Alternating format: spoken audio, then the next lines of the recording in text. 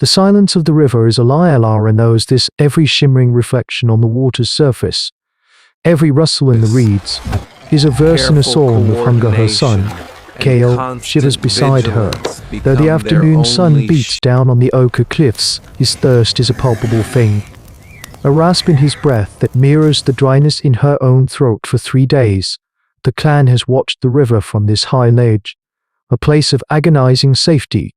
They can see the life-giving water, smell its wet, loamy scent, but they cannot reach it. The tyrant is down there. Its presence has poisoned the air, turning the artery of their world into a forbidden zone. The clan's survival skills are sharp, but they mean little when the source of life itself is guarded by a god of death.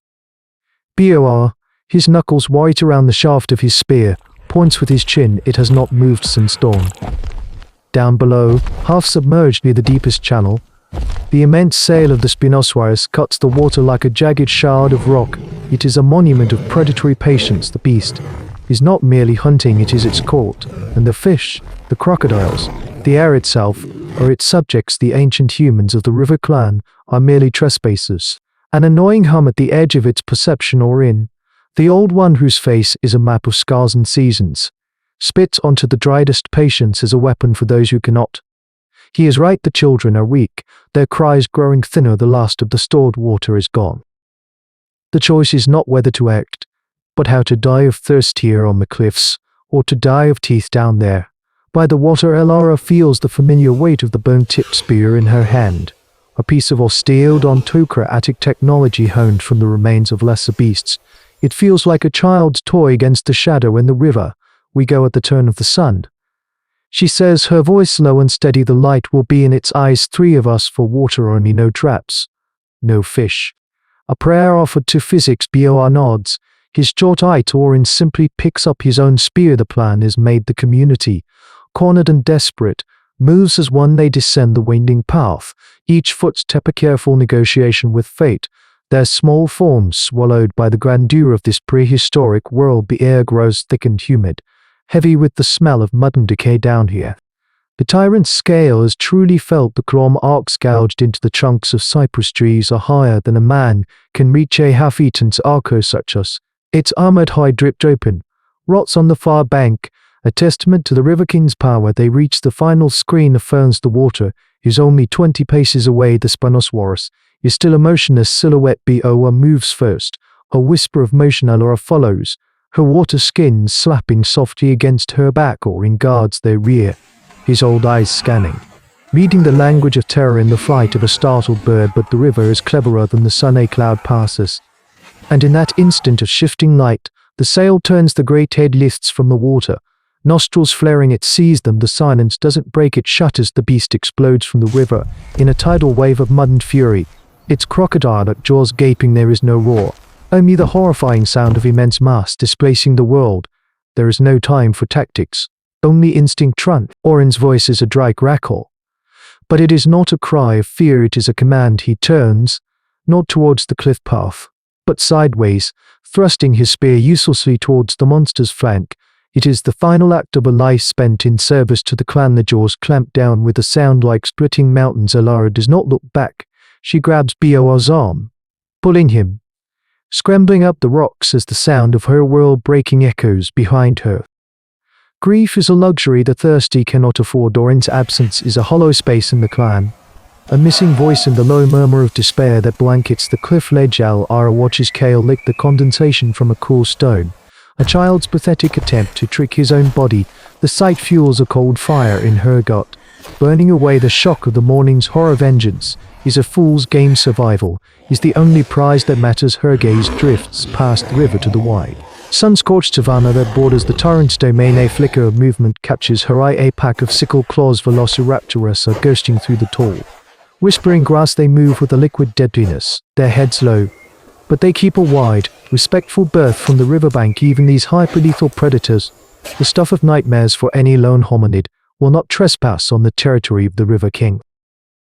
This is the key. The tyrant fears no individual, but it is a monarch, and a monarch must investigate any challenge to its reign. The foundation of a plan begins to form in her mind, a delicate and terrifying piece of architecture built on understanding, not strength. This moment, This shift from reaction to deliberate manipulation is a quiet, pivotal event in hominid history. She gathers BOR and the other two remaining hunters, her voice barely a whisper against the wind. "We cannot fight it," she says, stating the brutal truth they all carry in their bones, so we will lead it. She points across the river to the sea of grass where the raptors just vanished you. She looks at BOR, and Terraque, you will cross the river far downstream. Where the water is shallow, you will move up the far bank until you reach the tall grass. You will make noise, not the sound of men, but the sound of a struggle aid. Dinosaur fight, break branches, hurl stones into the brush, roar until your throats are robbed the chaos that a king cannot ignore. It is a death sentence, and everyone knows it. They are to become bait. BOR's eyes meet hers, and she sees not fear, but a flicker of grim purpose. This is his penance for surviving. When or and did not, he nods once. A sharp final motion in Dewey asks when the beast moves upstream to investigate your phantom, and Laura continues, her eyes tracing a path on the cliffside below. Kaya and I will go down, not to the main bank, but to the small cove. Hidden by the fallen log, we will have the space of 100 heartbeats to get water and fish, then we are gone.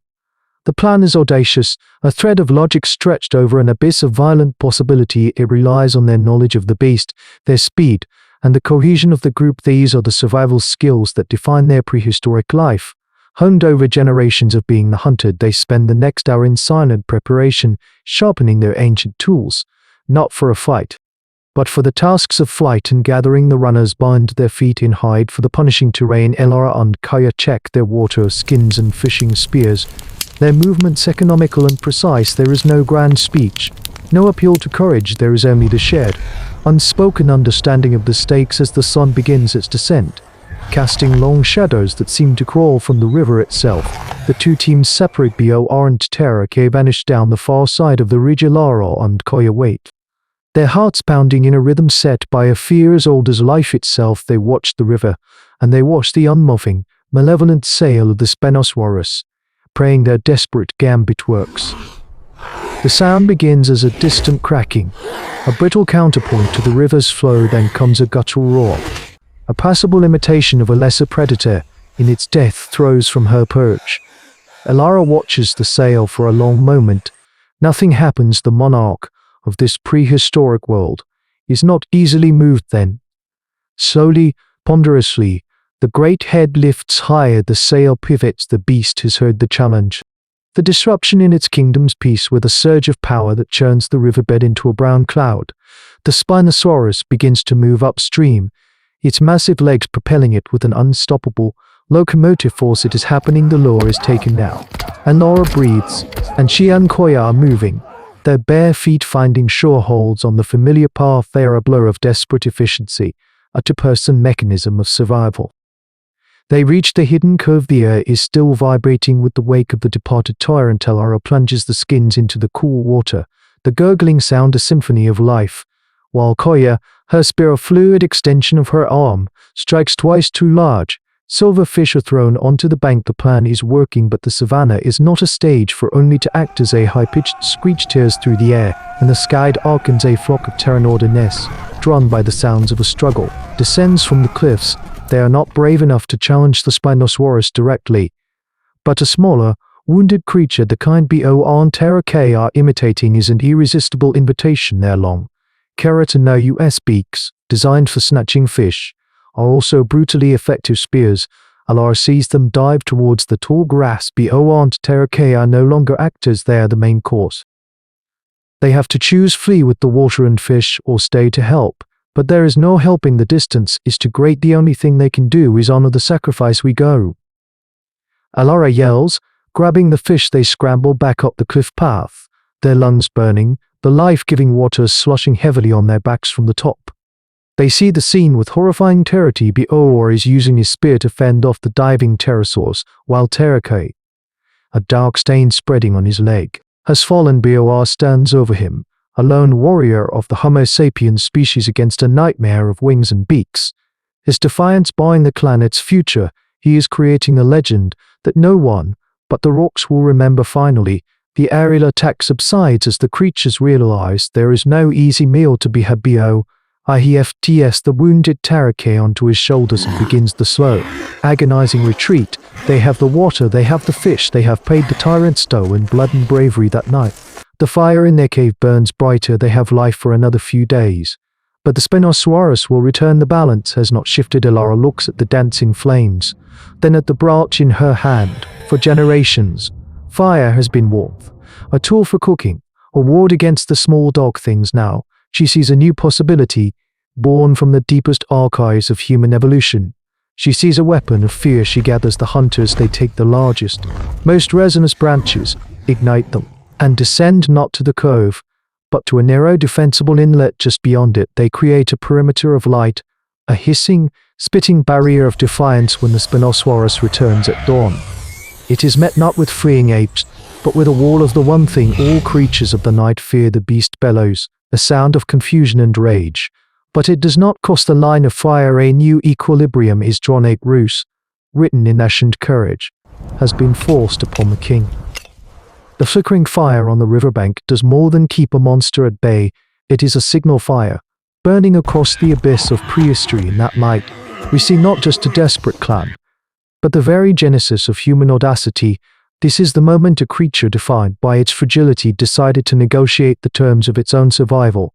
The dinosaurs ruled for 100 million years through sheer power. Their reign a testament to tooth and claw, but the ascent of our human ancestors was not written with claws. It was written with ideas. The idea to turn another predator's patrol route into a weapon.